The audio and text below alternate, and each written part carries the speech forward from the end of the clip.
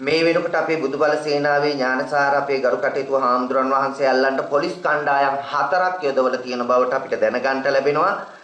අපේ හාමුදුරුවනේ ඔබ වහන්සේ 4ක් නෙවෙයි පොලිස් කණ්ඩායම් කීයක් හරි දාලා අල්ලයි. ඒක තමයි ඇත්ත.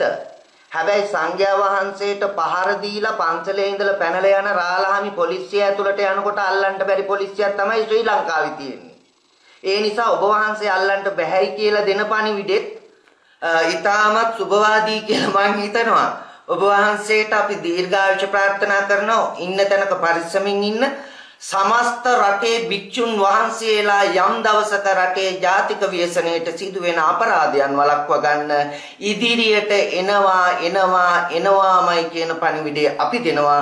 ඒ එන්නේ සිංහල සමස්ත බෞද්ධ ජාතිය බෞද්ධ රට රැක ගන්න මිසක අන්‍ය ජාතියකට පහර ගහන්න හෝ ආගම්වාදයක් සංස්කෘතවාදයක් ජාතිවාදයක් ඇති කිරීම නොවන බව වගකීමෙන් මඩ කලපේ හාමුදුරුවෝ හැටියට පණිවිඩයක් ඇටියට මම සමාජගත කරනවා.